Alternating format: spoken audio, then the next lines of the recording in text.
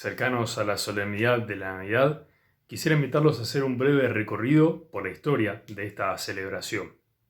Y para ello vayamos hacia los orígenes del cristianismo, las primeras comunidades cristianas.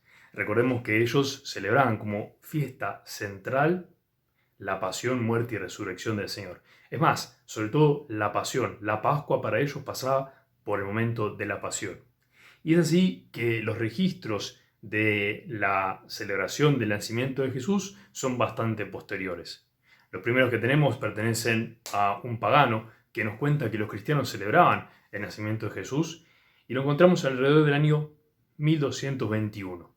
En un calendario litúrgico, es decir, en un documento eclesiástico, lo encontramos recién como celebración, recién en el año 354. Y dice que el 25 de diciembre nació Cristo en Belén de Judea. Belén va a ser el punto de referencia para celebrar la Navidad a lo largo de la historia. Un poco antes, en el 274, los romanos celebraban el día del nacimiento del sol invicto, una divinidad pagana. Se suele decir que los cristianos tomaron este día, que era el 25 de diciembre, para reemplazarlo por el día de nacimiento del sol de justicia, que sería Cristo Jesús. Es extraño que se tome el mismo día que celebran aquellos que los perseguían, aquellos que le causaban daño, aquellos que provocaban muchas veces miedos y pérdidas grandes dentro de la comunidad. Por lo tanto, una teoría más fehaciente que tiene que ver no solamente con un sentido cronológico, sino espiritual, teológico, místico, nos lleva a pensar que los primeros cristianos, ante todo, consideraban que el día de la muerte de Jesús era el octavo día de la calenda de abril, que, si hacemos las cuentas, nos dan el 25 de marzo. Para los primeros cristianos, el 25 de marzo es el día en que murió Jesús en la cruz.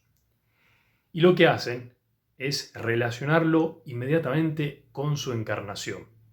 Es una cuestión lógica, espiritual. Si Jesús el día de su muerte desciende al seno de la tierra, hacia el Sheol, hacia las profundidades más recónditas donde el hombre encuentra la muerte, lo mismo o algo similar hizo al momento de la encarnación, cuando siendo Dios descendió hacia el seno de María y se hizo uno de nosotros. Por lo tanto, los primeros cristianos relacionaban la pasión del Señor con la encarnación. Y si hacemos las cuentas, 25 de marzo más 9 meses de gestación nos dan el día 25 de diciembre. Esta podría ser la teoría más faciente por la cual nosotros celebramos el día de Navidad el 25 de diciembre, por la relación de la pasión del Señor, de la muerte de Jesús con su encarnación. Tenemos registros de la difusión ya de la Navidad y sabemos que en Occidente, específicamente en España, se celebra ya alrededor del 380. Y en el siglo V ya está bastante difundida la solemnidad, la celebración en todo el mundo conocido. Por aquel entonces, para no hablar solamente de datos cronológicos, también tenemos la vida de un gran santo, aquel que tradujo la Biblia al latín, la famosa Vulgata. Y lo hizo, fue San Jerónimo, quien llevó vida de ermitaño. Y la vida de ermitaño la llevó nuevamente, intentando poder sentir aquello que aquel niño sintió en lo que él consideraba que era la gruta de Belén. Una fuerte vida, intensa vida de estudio y de oración en la gruta donde habría nacido el niño Jesús. Al mismo tiempo, contemporáneo, en Roma, el Papa Liberio tiene un sueño. Sueña que María Santísima le pide construir una iglesia en su honor. Y para confirmarlo hace nevar en pleno verano europeo, en agosto, en una colina, la del Esquilino. Allí levanta la primera iglesia, titulada también en honor a Papa Liberio, pero sobre todo con el título de Santa María, la Madre de Dios. Más tarde, la famosa Basílica de Santa María la Mayor.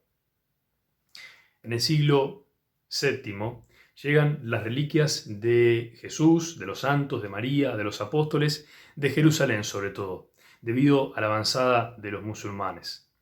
Y en esta basílica, Santa María la Mayor, son acogidas las que se consideran las reliquias de la cuna donde nació Jesús.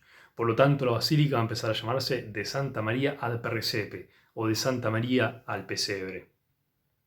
Desde ahí, desde aquel momento, del siglo VII, siempre los papas se dirigieron a celebrar la misa de Nochebuena delante de las reliquias.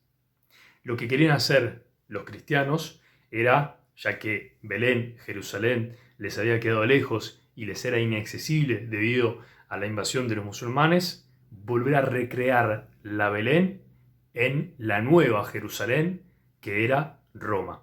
Y por lo tanto este papa hace hacer en una pequeña gruta al costado de la basílica, una gruta que recree el lugar donde nació Jesús.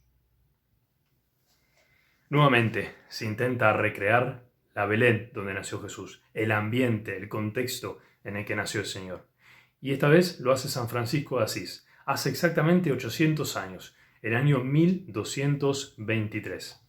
Por aquel tiempo pide a un querido amigo suyo en Grecho, un pueblito del Lacio, que lo ayude a preparar la Navidad. Su deseo era sentir aquello que el niño Dios había sentido. Y le pide que arme el ambiente para celebrar esta noche. Hace traer un buey, hace traer un burro, una cuna, y sobre esta cuna celebra la Eucaristía. La Eucaristía, en definitiva, va a ser el signo, la presencia de este Jesús que nace en aquella noche. Pero lo importante acá es reconocer aquello que pretendía San Francisco, ver no solamente con los ojos espirituales, sino con los ojos corporales aquello que vio y sintió el niño de Belén. Y al mismo tiempo, también él experimentar tanta pobreza, tanta humildad. Más tarde, en el año 1291, un papa franciscano, un papa que lo hace también en honor de San Francisco, el Papa Nicolás V, en la Basílica de Santa María Mayor, hace elaborar un pesebre. Un pesebre hecho en mármol, con imágenes de mármol, que tiene a María, que tiene a San José, que tiene a los reyes, evidentemente al niño, también al buey y al burro, al asno, para recordar aquella noche de Grecho, aquella noche de San Francisco, en la cual se recreó el pesebre de Belén. Lo hizo poner en la misma gruta, en Santa María la Mayor, donde se encontraban las reliquias del pesebre. Unos años nuevamente más tarde, alrededor de 220 años más tarde, un monseñor, un joven clérigo, miembro de la curia del Papa, acompañándolo a celebrar la Nochebuena, se dirige a venerar las reliquias del pesebre. Es un tal Cayetano de Tiene. Y allí, delante de las reliquias, tiene una visión, en la cual también, acercándose a Belén, viendo en Belén, inspirado por el mismo San Jerónimo, a quien le tenía tanta devoción, recibe de María Santísima al niño Jesús, que lo llama la envoltura del Verbo eterno. Cuando San Cayetano vaya a Nápoles en 1530, va a recibir junto a una pequeña iglesia llamada Santa María de la Estaleta, Santa María del Establo, o del Establo Pequeño, podríamos decir.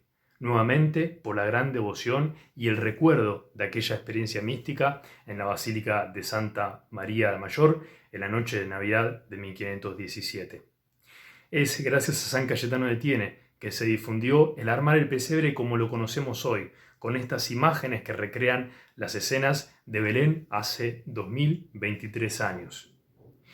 Por último, fue el rey Carlos III, primero rey de Nápoles y más tarde rey de España, quien a mediados de 1700 difundió el armado del Belén o del pesebre, como lo conocemos en Argentina, por todas aquellas tierras que ocupaban el Imperio Español, sea en el sur de Italia, España mismo, como en las colonias americanas. Pero siempre con una misma intención, desde los orígenes hasta el día de hoy: recrear el Belén donde nació Jesús. Como decía Francisco, poder ver no solamente con los ojos espirituales, sino con los ojos corporales aquello que vio y sintió aquella noche el niño que vino a habitar junto a nosotros.